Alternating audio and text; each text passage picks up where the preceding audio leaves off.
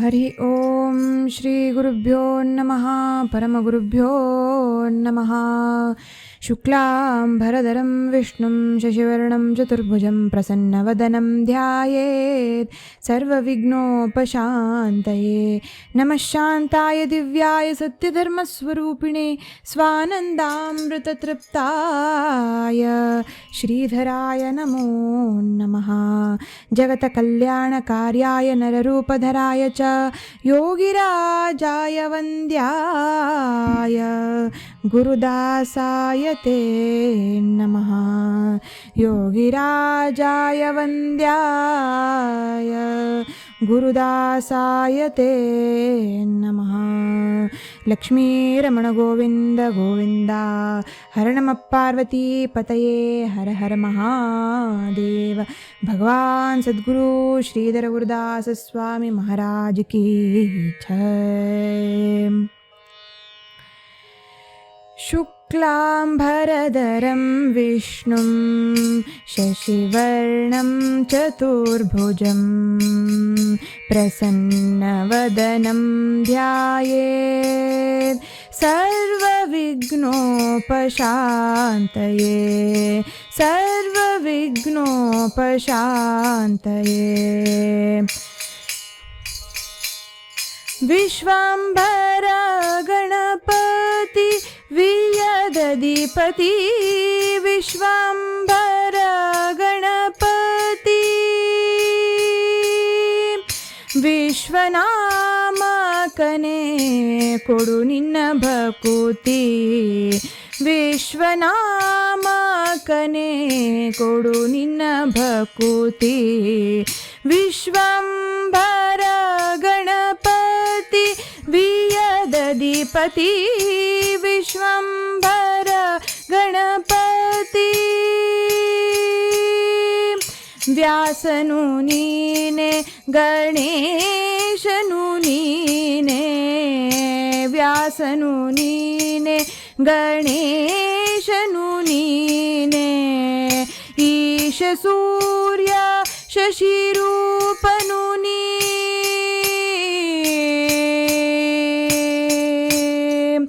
ಈಶ ಸೂರ್ಯ ಶಶಿರೂಪನು ನೀನೆ. ಭಾಸುರಾಂಗ ಭಾರತವ ಗ್ರತಿಸಿರುವ ಮೂಲ ನಾರಾಯಣ ಕೊಡು ದಿವ್ಯಮತಿಯ. ವಿಶ್ವಾಂಬರ ಗಣಪತಿ ವಿಯದಧಿಪತಿ ವಿಶ್ವಾಂಬರ ಗಣಪತಿ. ವಿಶ್ವನಾಮಕನೇ ಕೊಡು ನಿನ್ನ ಭಕುತಿ ವಿಶ್ವನಾಮಕನೇ ಕೊಡು ನಿನ್ನ ಭಕುತಿ. ವಿಶ್ವಾಂಭರ ಗಣಪತಿ. ಚಕ್ರಾಯುಧಂ ಚತುರ್ಬಾಹುಂ ಶಂಖಪದ್ಮಗದಾಧರಂ ಪೀತಾಂಬರಧರಂ ದೇವಂ ವಂದೇ ವಿಷ್ಣುಂ ಜಗದ್ಗುರುಂ. ಚಕ್ರಾಯುಧಂ ಚತುರ್ಬಾಹುಂ ನಾಲ್ಕು ಭುಜಗಳು ಹೊಂದಿರತಕ್ಕಂತಹ ಮಹಾವಿಷ್ಣುವು ತನ್ನ ಒಂದೊಂದು ಕೈಯಲ್ಲಿ ಒಂದು ಕೈಯಲ್ಲಿ ಶಂಖ ಒಂದು ಕೈಯಲ್ಲಿ ಚಕ್ರ ಮತ್ತು ಮತ್ತೊಂದು ಕೈಯಲ್ಲಿ ಪದ್ಮ ಮತ್ತು ಗದೆಗಳನ್ನು ಹೊಂದಿರತಕ್ಕಂಥವನು. ಪೀತಾಂಬರಧರಂ ದೇವಂ ಪೀತಾಂಬರವನ್ನು ಉಟ್ಟು ನಮಗೆ ಸುಂದರವಾದಂತಹ ರೂಪದ ದರ್ಶನವನ್ನು ನೀಡತಕ್ಕಂಥವನು. ವಂದೇ ವಿಷ್ಣುಂ ಜಗದ್ಗುರುಂ ಪೂರ್ಣ ಜಗತ್ತಿಗೆ ಗುರುವಾಗಿರ್ತಕ್ಕಂಥವನು, ಪಾಲನೆ ಮಾಡತಕ್ಕಂಥವನು ಈ ವಿಷ್ಣು. ಅದು ಅಂತಹ ಭಗವಂತನಿಗೆ ನಮ್ಮ ನಮಸ್ಕಾರಗಳನ್ನರ್ಪಿಸ್ತೇವೆ ಎಂಬುದಾಗಿ ಜ್ಞಾನಿಗಳು ಪುರಾಣಗಳಲ್ಲಿ ಉಪನಿಷತ್ತುಗಳಲ್ಲಿ ಮಹಾವಿಷ್ಣುವಿನ ಬಗ್ಗೆ ವರ್ಣನೆಯನ್ನು ಮಾಡಿದ್ದಿದೆ. ಈ ಭೂಪಾಲಕನಾದಂತಹ ಮಹಾವಿಷ್ಣುವು ಅವನ ಕೈಯಲ್ಲಿ, ಕೃಷ್ಣನ ಕೈಯಲ್ಲಿ, ಜಗಜ್ಜನನಿಯಾದಂತಹ ದುರ್ಗೆ ಕಾಳಿಯ ಕೈಯಲ್ಲಿ ನಾವು ಸುದರ್ಶನ ಚಕ್ರವನ್ನು ನೋಡ್ತೇವೆ. ಅದು ಒಂದು ಅತ್ಯಂತ ಶಕ್ತಿಶಾಲಿಯಾದಂತಹ ಒಂದು ಆಯುಧ ಅಂತ ನಾವು ಹೇಳಬಹುದು. ಒಂದು ಬಾರಿ ಇದನ್ನು ನಾವು ಎಂದರೆ ಭಗವಂತನು ಯಾವುದಾದರೂ ಒಂದು ಕಾರ್ಯಕ್ಕೆ ಆಯುಧವನ್ನು ಬಿಟ್ಟು ಕೊಟ್ಟರೆ ಆ ಸುದರ್ಶನ ಚಕ್ರವು ಕಾರ್ಯವನ್ನು ಮುಗಿಸುವ ಮೊದಲು ಹಿಂತಿರುಗಿ ವಾಪಸ್ ಬರುವುದಿಲ್ಲ. ಜೊತೆಗೆ ಈ ಆಯುಧವನ್ನು ಪೂರ್ಣ ಸಣ್ಣ ಆಯುಧವಾದರೂ ದೋಷರಹಿತವಾದಂತಹ ಆಯುಧ ಎಂಬುದಾಗಿ ಪುರಾಣಗಳಲ್ಲಿ ವರ್ಣಿಸಿದ್ದುಂಟು. ಹಾಗಾದರೆ ಈ ಚಕ್ರ ದೋಷರಹಿತವಾದದ್ದು ಅಂತ ಹೇಳಿ ಯಾಕೆ ಹೇಳಿದ್ದಾರೆ ಜ್ಞಾನಿಗಳು? ತ್ರೇತಾಯುಗದಲ್ಲಿ ನಮ್ಮ ಹನುಮಂತ ದೇವನು ವಿಷ್ಣು ರೂಪವಾದಂತಹ ಪ್ರಭು ಶ್ರೀರಾಮಚಂದ್ರನ ಆಜ್ಞಾ ಪ್ರಕಾರವಾಗಿ ಸೀತಾಮಾತೆಯನ್ನು ಹುಡುಕ್ಲಿಕ್ಕೆ ಹೋಗ್ತಾನೆ. ಲಂಕೆಯಲ್ಲಿ ಸೀತಾಮಾತೆಯನ್ನು ಕಂಡು ನಮಸ್ಕರಿಸಿ ಕೊನೆಗೆ ಆ ಲಂಕೆಯನ್ನ ಒಂದು ಅರ್ಧ ಭಾಗ ರಾವಣನಿಗೆ ಎಚ್ಚರಿಕೆಯನ್ನು ಕೊಡಗೋಸ್ಕರವಾಗಿ ಲಂಕೆಯನ್ನು ಸುಟ್ಟು ಹಿಂದಕ್ಕೆ ಬರ್ತಾನೆ. ಹನುಮಂತರಾಯನು ಮನಸ್ಸು ಮಾಡಿದ್ದಾದರೆ ಅವನು ಹೋಗಿ ಆ ಲಂಕೆಯನ್ನು ಪೂರ್ಣ ಸಂಹಾರ ಮಾಡಿ ಧ್ವಂಸ ಮಾಡಿ ಸೀತಾಮಾತೆಯನ್ನು ಕರೆದುಕೊಂಡು ಬಂದು ರಾಮರಿಗೆ ಅರ್ಪಿಸುವಷ್ಟು ಶಕ್ತಿ ಯೋಗ್ಯತೆ ಹನುಮಂತನಲ್ಲಿತ್ತು. ಆದರೆ ಹನುಮಂತನು ಈ ಕಾರ್ಯಕ್ಕೆ ಕೈ ಹಾಕಲಿಲ್ಲ. ಯಾಕೆ ಹಾಕಲಿಲ್ಲ? ಪ್ರಭುವಾಗಿರತಕ್ಕಂತಹ ಪ್ರಭು ಶ್ರೀರಾಮಚಂದ್ರನು ತನಗೆ ಹೇಳಿದ್ದೇನು, ತಾನು ಹೋಗಿ ಸೀತಾಮಾತೆಯು ಎಲ್ಲಿ ಹುಳು ಎಂಬತಕ್ಕಂಥ ವಿಚಾರವನ್ನು ಹಿಡಿದುಕೊಂಡು ಹುಡುಕಿಕೊಂಡು ವಾಪಸ್ ಬರುವಷ್ಟೇ ನನಗೆ ಕೆಲಸ ಕೊಟ್ಟದ್ದು. ಆದರೆ ರಾಮದೂತರು ರಾಮನ ಅನುಗ್ರಹದಿಂದ ಎಷ್ಟು ಶಕ್ತಿವಂತರು ಎಂಬುದಾಗಿ ತೋರಿಸೋಗೋಸ್ಕರವಾಗಿ ಲಂಕೆಗೆ ಬೆಂಕಿಯನ್ನಿಟ್ಟು ಬಂದ. ಆದರೆ ಪೂರ್ತಿ ಧ್ವಂಸ ಮಾಡಲಿಲ್ಲ. ಯಾಕಂದರೆ ರಾವಣನಿಗೆ ಶಿಕ್ಷೆ ಕೊಡುವಂತಹ ಕೆಲಸ ಯಾರದ್ದು? ರಾಮದೇವರದ್ದು. ಅದು ನನ್ನ ಕಾರ್ಯವಲ್ಲ, ನನಗೆ ಹೇಳಲಿಲ್ಲ ಎಂಬುದಾಗಿ ನಡೆಸ್ತಕ್ಕಂಥದ್ದು. ಅದೇ ರೀತಿ ಈ ಸುದರ್ಶನ ಚಕ್ರವು ಅದಕ್ಕೆ ದೋಷರಹಿತ ಎಂಬುದಾಗಿ ಯಾಕೆ ಹೇಳುತ್ತಾರೆ ಎಂದರೆ ಭಗವಂತನು ಹೇಳಿದಷ್ಟೇ ಕಾರ್ಯವನ್ನು ಮಾಡಿಕೊಂಡು ಬರುವಷ್ಟ ಯೋಗ್ಯತೆಯನ್ನು ಹೊಂದಿರತಕ್ಕಂಥ ಆ ಸುದರ್ಶನ ಚಕ್ರ ವಿಷ್ಣುವಿನ ಪ್ರತಿ ಅವತಾರದಲ್ಲೂ ಸುದರ್ಶನ ಚಕ್ರ ಭಗವಂತನ ಕೈಯಲ್ಲುಂಟು. ನಾವು ಯಾವುದಾದ್ರೂ ಚಿತ್ರಗಳಿರಬಹುದು, ವಿಗ್ರಹಗಳಿರಬಹುದು, ಎಲ್ಲದರಲ್ಲಿಯೂ ಸುದರ್ಶನ ಚಕ್ರವನ್ನು ನೋಡ್ತೇವೆ. ಆ ಚಕ್ರವು ಭಗವಂತನನ್ನ ಬಿಟ್ಟು ಇರುವಂತಹ ಜಾಗ ನಾವು ಎಲ್ಲೂ ನೋಡಲಿಲ್ಲ. ಅಷ್ಟು ದೊಡ್ಡ ಭಕ್ತ ಕೂಡ ಆ ಸುದರ್ಶನ ಚಕ್ರ. ಸೃಷ್ಟಿಪಾಲಕನಾದಂತಹ ವಿಷ್ಣುವಿಗೆ ಸುದರ್ಶನ ಚಕ್ರ ಸಿಕ್ಕಿದ್ದು ಹೇಗೆ? ಎಲ್ಲಿಂದ ಸಿಕ್ತು ಈ ಸುದರ್ಶನ ಚಕ್ರ? ಆಜ್ಞಾರೂಪವಾಗಿ ಕೆಲಸವನ್ನು ಮಾಡತಕ್ಕಂಥ ಈ ಸುದರ್ಶನ ಚಕ್ರ ಎಲ್ಲಿಂದ ಸಿಕ್ತು ಎಂಬುದಾಗಿ ಇದನ್ನ ಶಿವಪುರಾಣದಲ್ಲಿ ಕೋಟಿ ರುದ್ರ ಸಂಹಿತೆಯಲ್ಲಿ ವರ್ಣನೆ ಮಾಡಿದ್ದುಂಟು. ಒಮ್ಮೆ ರಾಕ್ಷಸರ ತೊಂದರೆಗಳು, ಈ ಎಲ್ಲ ಆ ಕ್ರೌರ್ಯತೆ ಎಲ್ಲ ಲೋಕಗಳಲ್ಲೂ ತ್ರಿಲೋಕದಲ್ಲೂ ಹಬ್ಬಲಿಕ್ಕೆ ಪ್ರಾರಂಭವಾಯಿತು. ರಾಕ್ಷಸರು ಆ ಭಗವಂತನ ಭಕ್ತರಿರಲಿ, ಋಷಿಮುನಿಗಳಿರಲಿ, ಮನುಷ್ಯರಿರಲಿ, ದೇವತೆಗಳಿರಲಿ, ಎಲ್ಲರಿಗೂ ಹಿಂಸೆಯನ್ನಿಡ್ಲಿಕ್ಕೆ ಶುರು ಮಾಡ್ತಾರೆ. ಆ ಹಿಂಸೆಯು ಸಹಿಸಲಾಗದೆ ದೇವತೆಗಳೆಲ್ಲ ಸೇರಿ ಆ ಬ್ರಹ್ಮನನ್ನು ಸೃಷ್ಟಿಸಿರತಕ್ಕಂತಹ ಬ್ರಹ್ಮನನ್ನೂ ಜೊತೆಗೆ ಸೇರಿಸಿಕೊಂಡು ಸೃಷ್ಟಿಯ ರಕ್ಷಣೆ ಮಾಡತಕ್ಕಂತಹ ಪಾಲಕನಾದಂತಹ ವಿಷ್ಣುವಿನ ಬಳಿ ಬಂದು ಬೇಡ್ಕೊಳ್ತಾರೆ.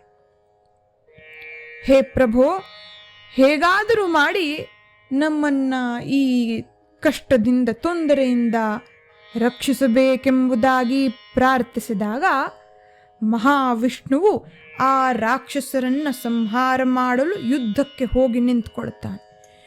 ಯುದ್ಧವನ್ನು ಮಾಡ್ತಾ ಹೋಗುತ್ತಿದ್ದಂತೆ ಎಷ್ಟು ಸಂಹಾರ ಮಾಡಿದರೂ, ಮಟ್ಟ ಹಾಕ್ಲಿಕ್ಕೆ ಪ್ರಯತ್ನ ಪಟ್ಟರೂ ಆ ರಾಕ್ಷಸರು ಪೂರ್ಣ ಸಂಹಾರವಾಗ್ತಿರಲಿಲ್ಲ. ಮತ್ತಷ್ಟು ರಾಕ್ಷಸರು ಹುಟ್ಟಿ ಹುಟ್ಟಿ ಬಂದು ಆ ಮನುಕುಲಕ್ಕೆ, ದೇವತೆಗಳಿಗೆ, ಎಲ್ಲರಿಗೂ ಹಿಂಸೆ ಕೊಡ್ತಿದ್ರು.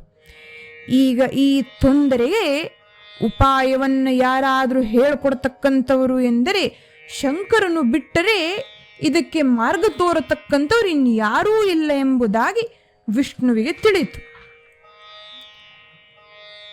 ಈ ಸೃಷ್ಟಿ ಎಂಬತಕ್ಕಂಥದ್ದು ಸೃಷ್ಟಿ ಮಾಡಿಸ್ಲಿಕ್ಕೆ ಮಹಾವಿಷ್ಣುವು 3 ಪಾಲಕರನ್ನು ಸೃಷ್ಟಿಸಿದ. ಬ್ರಹ್ಮನು ಸೃಷ್ಟಿಯನ್ನು ಮಾಡತಕ್ಕಂಥವನು, ಸೃಷ್ಟಿಸತಕ್ಕಂಥವನು. ವಿಷ್ಣುವು ಬ್ರಹ್ಮನು ಸೃಷ್ಟಿ ಮಾಡಿದಂತಹ ಸೃಷ್ಟಿಯನ್ನ ರಕ್ಷಿಸತಕ್ಕಂಥವನು, ಪಾಲಕನು. ಅದಕ್ಕೆ ಭೂಪಾಲಕ ಎಂಬುದಾಗಿ ಅವನಿಗೆ ಹೆಸರು. ನಂತರ ಈ ಸೃಷ್ಟಿಯು ಹಳೆಯದಾದ ನಂತರ ಅಥವಾ ಅನಾಗತ್ಯವಾಗಿ ಹಿಂಸೆ ಇಡುತ್ತಿದೆ ಎಂಬುದಾಗಿ ಬಂದಂತಹ ಸಂದರ್ಭದಲ್ಲಿ ಹೊಸ ಸೃಷ್ಟಿಗೆ ಜಾಗ ಮಾಡೋಕ್ಕೋಸ್ಕರವಾಗಿ ಸಂಹಾರ ಮಾಡತಕ್ಕಂಥದ್ದು ಕೆಲಸ ಶಂಕರನದ್ದು, ಶಿವನಿಗೆ. ಸೃಷ್ಟಿ, ಸ್ಥಿತಿ, ಲಯ ಈ 3 ಕಾರ್ಯಗಳಿಗೆ ಬ್ರಹ್ಮ, ವಿಷ್ಣು, ಮಹೇಶ್ವರ ಈ 3 ಸೇರಿ ನಮ್ಮಂಥವರನ್ನ ರಕ್ಷಿಸ್ತಕ್ಕಂಥವರು. ಈಗ ಬ್ರಹ್ಮನೂ ಸೃಷ್ಟಿ ಮಾಡಿದ್ದಾಯಿತು. ರಾಕ್ಷಸರು ಸೃಷ್ಟಿಯಾಗಿ ಅವರು ಹಿಂಸೆಯನ್ನಿಡುತ್ತಿದ್ದಾರೆ. ಭೂಮಿಯನ್ನು ರಕ್ಷಿಸಬೇಕು, ತ್ರಿಲೋಕಗಳನ್ನು, ಎಲ್ಲ 3 ಲೋಕಗಳನ್ನು ಸಂರಕ್ಷಿಸಬೇಕು. ಈಗ ರಕ್ಷಿಸೋಕ್ಕೋಸ್ಕರವಾಗಿ ಮುಂದೆ ಬಂದಿರತಕ್ಕಂಥವನು ಶ್ರೀಹರಿಯು. ಈಗ ಈ ರಾಕ್ಷಸರು ಎಲ್ಲರನ್ನು ಹಿಂಸೆ ಇಡುತ್ತಿದ್ದಾರೆ. ಇದನ್ನು ಲಯ ಮಾಡಬೇಕು, ಪೂರ್ಣ ಸಂಹಾರ ಮಾಡಬೇಕು. ಈಗ ಹಾಗಾದರೆ ಮಾರ್ಗ ತೋರಿಸ್ತಕ್ಕಂಥವರು ಯಾರು? ಶಂಕರ ಎಂಬುದಾಗಿ ಮಹಾವಿಷ್ಣುವು, ಶ್ರೀಹರಿಯು ಶಂಕರನನ್ನ ಹುಡುಕಿಕೊಂಡು ಹಿಮಾಲಯಕ್ಕೆ ಬರ್ತಾನೆ. ಹಿಮಾಲಯದಲ್ಲಿ ಹೋಗಿ ನೋಡ್ತಾನೆ, ಶಂಕರನು ಪೂರ್ಣ ವೈರಾಗ್ಯ ಸ್ವಾಮಿಯವನು ಧ್ಯಾನದಲ್ಲಿ ಕೂತ್ಕೊಂಡಿದ್ದಾನೆ. ಎಷ್ಟೋ ಧ್ಯಾನದಲ್ಲಿ ಮಗ್ನನಾಗಿದ್ದ ಎಂದರೆ ವಿಷ್ಣು ಬಂದು ಪ್ರಾರ್ಥಿಸಿದರೂ ಶಂಕರನು ಆ ಧ್ಯಾನದಿಂದ ಹೊರಗೆ ಬರಲಿಲ್ಲ. ವೈರಾಗ್ಯ ಸ್ವಾಮಿ ನಮ್ಮ ಶಂಕರ. ಕಮಲಲೋಚನನಾಗಿರತಕ್ಕಂತಹ ಶ್ರೀಹರಿಯು ಹೇಗಾದರೂ ಮಾಡಿ ಶಂಕರನನ್ನ ಈ ಧ್ಯಾನದಿಂದ ಹೊರಗೆಳೆದು ಈ ಲಯ ಕಾರ್ಯದಲ್ಲಿ ನಾನು ಮಾರ್ಗವನ್ನು ತೋರಿಸು ಎಂಬುದಾಗಿ ಬೇಡ್ಕೋಬೇಕೆಂಬುದಾಗಿ ಶಂಕರನನ್ನ ತಪಶ್ಚರ್ಯ ಮಾಡಲಿಕ್ಕೆ ಶ್ರೀಹರಿಯು ಕೂತ್ಕೊಳ್ತಾನೆ. ಆ ವಿಧಿಯು ಹೇಗಿತ್ತು ಎಂದರೆ, ಶಂಕರನನ್ನ 1000 ನಾಮಗಳಿಂದ ಧ್ಯಾನವನ್ನು ಮಾಡುತ್ತಾ ಒಂದೊಂದು ಆ ನಾಮಕ್ಕೆ ಒಂದೊಂದು ಕಮಲದ ಹೂಗಳನ್ನು ಅರ್ಪಿಸುವಂತಹ ವಿಧಿಯನ್ನ ಶ್ರೀಹರಿಯು ಇಟ್ಟುಕೊಂಡಿದ್ದ. ಆ ಕಮಲಗಳನ್ನು ಅರ್ಪಿಸೋಕ್ಕೋಸ್ಕರವಾಗಿ ಭೂಲೋಕದಿಂದ 1000 ಕಮಲಗಳನ್ನು ದಿನನಿತ್ಯ ಶ್ರೀಹರಿಯು ಆರಿಸಿಕೊಂಡು ಬಂದು ಆ ನಾಮಾವಳಿಗಳನ್ನು ಹೇಳುವಾಗ ಅರ್ಪಿಸ್ತಾ ಇದ್ದ. ಒಂದು ನಾಮಕ್ಕೆ ಒಂದು ಕಮಲದ ಹೂವ ಕಮಲಲೋಚನನು, ಕಮಲನಯನನು ಅರ್ಪಿಸ್ತಿದ್ದ. ಈ ಧ್ಯಾನದಲ್ಲಿ ಪೂರ್ಣ ಮಗ್ನವಾಗಿ ಶಂಕರನನ್ನ ಪೂಜಿಸ್ತಾ ಇದ್ದ.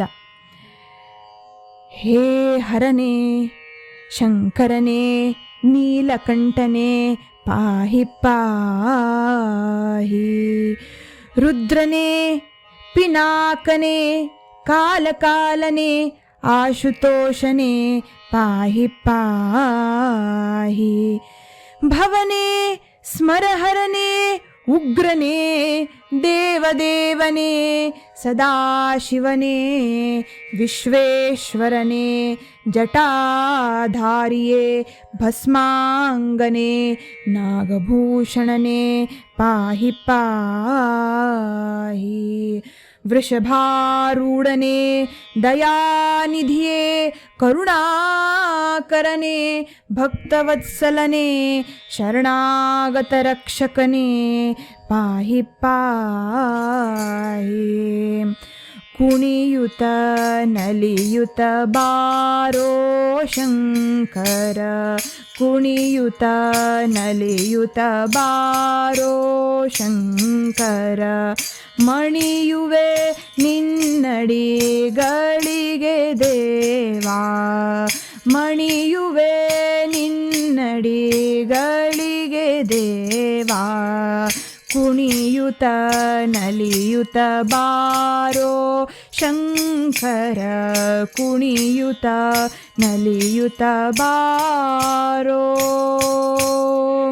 ಢಮ ಢಮ ಢಮ ಎಂದು ಢಮರುಗ ಧ್ವನಿಸಲು, ಢಮ ಢಮ ಢಮ ಎಂದು ಢಮರುಗ ಧ್ವನಿಸಲು, ಠಣ ಠಣ ಠಣ ಎಂದು ವೃಷಭವು ನಲಿಯೇ, ಠಣ ಠಣ ಠಣ ಎಂದು ವೃಷಭವು ನಲಿಯೇ.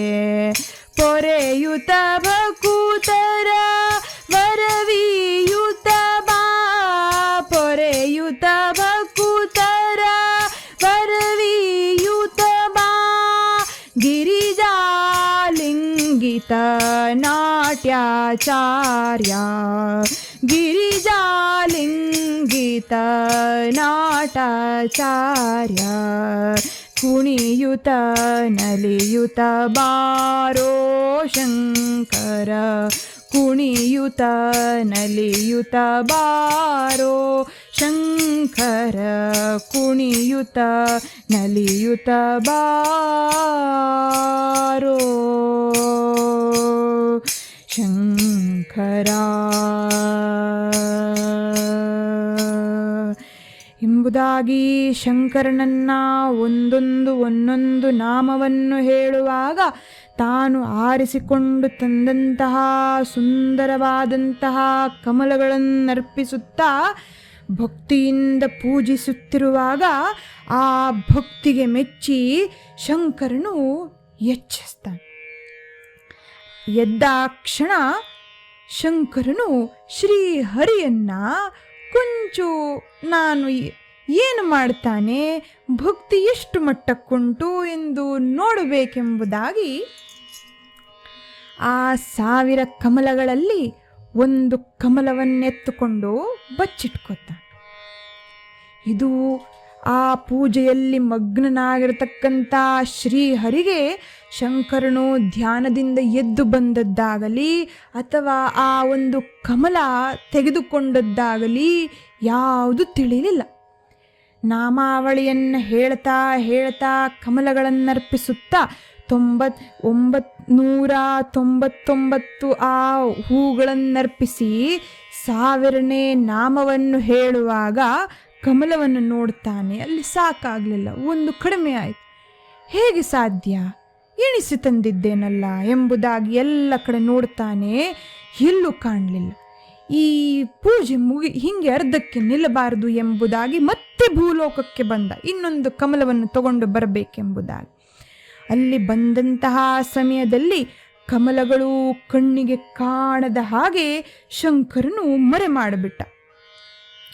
ಒಂದು ಕಮಲವೂ ಸಿಗಲಿಲ್ಲ ಆ ಶ್ರೀಹರಿಗೆ. ಮತ್ತೆ ಪೂಜೆ ಮಾಡುವಂತಹ ಸ್ಥಳಕ್ಕೆ ಬಂದು ಶಂಕರನನ್ನು ಬೇಡ್ತಾನೆ. ನಾನು ಈ ಕಮಲಗಳನ್ನು ಒಂದು ಕಮಲವನ್ನು ಒಪ್ಪಿಸಲಿಲ್ಲ ಅಂದರೆ ನನ್ನ ಪೂಜೆ ಅರ್ಧಕ್ಕೆ ನಿಂತ ಹಾಗಾಯಿತು. ಏನು ಮಾಡಲಿ ಎಂದು ಯೋಚಿಸಿ ಕಮಲಲೋಚನನಾದಂತಹ ಶ್ರೀಹರಿ ಒಂದು ವಿಚಾರವನ್ನು ಮಾಡ್ತಾನೆ. ನಾನು ಕಮಲಲೋಚನನಲ್ಲವೇ, ಕಮಲನಯನದವನು, ಕಮಲದಂತಹ ಬಟ್ಟಲುಗಳುಳ್ಳಂಥವನು. ಆದ್ದರಿಂದ ಈ ಒಂದು ಕಮಲವನ್ನೇ ಕಿತ್ತು ಶಂಕರನಿಗೊಪ್ಪಿಸಿ ನನ್ನ ಪೂಜೆಯನ್ನು ಮುಗಿಸ್ತೇನೆ ಎಂಬುದಾಗಿ ತನ್ನ ಕಣ್ಣುಗಳನ್ನೇ ಕಮಲದಂತಹ ಇದ್ದಂತಹ ಒಂದು ಕಣ್ಣನ್ನು ಕಿತ್ತಿ ಶಂಕರನ ಪಾದಾರವಿಂದಗಳಲ್ಲಿ ಅರ್ಪಿಸ್ತಾನೆ. ಆ ಕ್ಷಣದಲ್ಲಿ ಶಂಕರನಿಗೆ ಬಹಳ ಆನಂದವಾಯಿತು. ನನ್ನ ಭಕ್ತಿಯನ್ನು ಇಷ್ಟು ಸುಂದರವಾಗಿ ಮಾಡಿದೆಯಲ್ಲ, ಭಕ್ತಿಯ ರೂಪವೇ ನೀನು, ಎಲ್ಲರನ್ನು ರಕ್ಷಿಸ್ತಕ್ಕಂಥವನು ನೀನು, ನನ್ನನ್ನು ಪೂಜಿಸ್ಲಿಕ್ಕೆ ಕಾರಣವೇನೆಂಬುದಾಗಿ ವಿಚಾರಿಸಿದಾಗ ಈ ರಾಕ್ಷಸರನ್ನ ಸಂಹರಿಸಲು ಒಂದು ಅಜೇಯವಾದಂತಹ ಆಯುಧ ಬೇಕು ಎಂಬುದಾಗಿ ಬೇಡಿದಾಗ ಶಂಕರನು ತನ್ನ ಆ ಸಂಪೂರ್ಣ ಶಕ್ತಿಯನ್ನ ಆ ಒಂದು ಆಯುಧದಲ್ಲಿ ಹಾಕಿ ಸುದರ್ಶನ ಚಕ್ರವನ್ನು ನಿರ್ಮಿಸಿ ಶ್ರೀಹರಿಗೆ ಒಪ್ಪಿಸ್ತಾನೆ. ಒಪ್ಪಿಸಿದ ಕ್ಷಣ ವಿಷ್ಣುವು ಆ ಚಕ್ರವನ್ನು, ಸುದರ್ಶನ ಚಕ್ರವನ್ನು ತಂದು ರಾಕ್ಷಸರನ್ನು ಸಂಹರಿಸಲಿಕ್ಕೆ ಪ್ರಯತ್ನ ಮಾಡ್ತಾರೆ. ದಾಸರು ಈ ಸಮಯವನ್ನು ಸುಂದರವಾಗಿ ವರ್ಣನೆ ಮಾಡಿದ್ದುಂಟು. ಜಗ ಜಗ ಜಗನೆ ಚಕ್ರವು ಸುಕ್ಕಿತು, ದಗ ದಗ ದಗನೆ ದೈತ್ಯರು ಬಿದ್ದವು, ಗರ ಗರ ಗರನೆ ಗರುಡನು ಬಂದನು, ಹರಿ ಹರಿ ಎಂದು ಲೋಕವು ಹಾಡಿತು. ಗುಡು ಗುಡು ಗುಡನೆ ಶಂಖವು ಮೊಳಗಿತು, ಗಡ ಗಡ ಗಡನೆ ಅಸುರರು ನಡುಗಿ, ತಿರು ತಿರು ತಿರುಗಿ ಚಕ್ರವು ಹಾರಿತು, ಕಡಿ ಕಡಿ ಕಡಿತು ಶಿರಗಳ ಉರುಳಿಸಿ. ಧಡ ಧಡ ಧಡನೆ ಭೂಮಿಯು ಕಂಪಿತು, ಜಯ ಜಯವೆಂದು ದೇವರು ನಿಂತರು. ನಾರದ ವೀಣೆಯ ನಾದವು ಕುಣಿಯಿತು, ನಾರಾಯಣ ನಾಮವು ಕೇಳಿತು. ನಾರದ ವೀಣೆಯು ನಾದವು ಕೇಳಿತು, ನಾರಾಯಣ ನಾಮವು ಕೇಳಿತು. ಕರುಣೆಯ ಕಣ್ಣನು ತೆರೆದನು ದೇವ, ಭಕ್ತರು ಬೇಡಿಕೆ ಸಲಹಿದ ವಿಷ್ಣು. ದುರಿತವ ದೂರ ಮಾಡಿದ ಕೇಶವ, ಮಾಧವ ಶರಣು ಎಂದರು ಭಕ್ತ. ಗೋವಿಂದ ಗೋವಿಂದ ನಾಮವು ಹೇಳಿರಿ, ಕೇಶವ ಮಾಧವ ಶರಣು ಎನ್ನರಿ. ಹರಿಕತೆ ರಂಗದಿ ತಾಳವು ಹಿಡಿಯಿರಿ, ನಾರಾಯಣ ಪಾದವ ಭಜಿಸಿರಿ. ಜಗ ಜಗ ಜಗನೆ ಚಕ್ರವು ಸುತ್ತಿತು. ಈ ಚಕ್ರವು ಪೂರ್ಣ ರಾಕ್ಷಸರನ್ನ, ಆ ದುಷ್ಟ ಶಕ್ತಿಯನ್ನ ಸಂಹಾರ ಮಾಡಿ ನಮ್ಮ ಭೂಲೋಕವನ್ನ ರಕ್ಷಿಸಿ, ತ್ರಿಲೋಕಗಳನ್ನ ಈ ರಾಕ್ಷಸರಿಂದ ಸಂರಕ್ಷಣೆ ಮಾಡಿ. ವಿಷ್ಣುವು ಈ ರಾಕ್ಷಸರನ್ನ ಸಂಹಾರ ಮಾಡಿದ, ಭೂಪಾಲಕನಾಗಿ ಮತ್ತೆ ಹೆಸರನ್ನ ರಕ್ಷಿಸಿದ. ಭಗವಂತನ ಈ ಚಕ್ರವು, ಸುದರ್ಶನ ಚಕ್ರವು ಮುಂದೆ ಸೂರ್ಯನು ಪಡೆದ. ಭೂಮಿಗೆ ಪ್ರಕಾಶಮಾನವಾಗಿರಿಸಲು ಚಕ್ರವನ್ನು ಸೂರ್ಯನು ಪಡೆದ. ನಂತರ ಆ ಸುದರ್ಶನ ಚಕ್ರವು ಸೂರ್ಯನಿಂದ ವರುಣದೇವನು ಪಡೆದ. ವರುಣದೇವನು ಆ ಸುದರ್ಶನ ಚಕ್ರವನ್ನು ವಿಷ್ಣು ರೂಪವಾಗಿರತಕ್ಕಂಥ ಪರಶುರಾಮ ದೇವರಿಗೆ ಅರ್ಪಿಸಿದ. ಪರಶುರಾಮ ದೇವರು ಮುಂದೆ ದ್ವಾಪರಾಯುಗದಲ್ಲಿ ಕೃಷ್ಣನ ಅವತಾರವಾದ ಸಮಯದಲ್ಲಿ ಕೃಷ್ಣನಿಗೆ ಅರ್ಪಿಸ್ತಾನೆ. ಶ್ರೀ ಕೃಷ್ಣ ಪರಮಾತ್ಮನ ಕೈಯಲ್ಲಿ ಈ ಸುದರ್ಶನ ಚಕ್ರ ಇದ್ದಿದ್ದರಿಂದಲೇ ಈ ರಾಕ್ಷಸರೆಲ್ಲರೂ, ಶತ್ರುಗಳೆಲ್ಲರೂ ಶ್ರೀ ಕೃಷ್ಣ ಪರಮಾತ್ಮನನ್ನು ನೋಡಿ ಹೆದರುತ್ತಿದ್ದರು. ಯಾಕೆಂದರೆ ಈ ಚಕ್ರವು ಒಮ್ಮೆ ಏನಾದರೂ ಭಗವಂತನ ಮಾತಿಯನ್ನು ಕೇಳಿ ಬಂತು ಎಂದರೆ ನಮ್ಮನ್ನು ಸಂರಕ್ಷಣೆ ಮಾಡುವ ಬದಲು ನಮ್ಮ ಸಂಹಾರ ಮಾಡಿ ಹೋಗ್ತದೆ ಎಂಬುದಾಗಿ ಎಲ್ಲರೂ ಹೆದರುತ್ತಿದ್ದರು. ಈ ಕಥಾಭಾಗವನ್ನು ಮಹಾವಿಷ್ಣು ಭೂಪಾಲಕನಾದಂತಹ ಶ್ರೀ ಹರಿಯ ಪಾದಾರವಿಂದಗಳಲ್ಲರ್ಪಿಸುತ್ತಾ ಈ ಕತೆಗೆ ನಾನು ಮಂಗಳವನ್ನು ಹಾಡ್ತೇನೆ. ಲಕ್ಷ್ಮೀ ರಮಣ ಗೋವಿಂದ ಗೋವಿಂದ.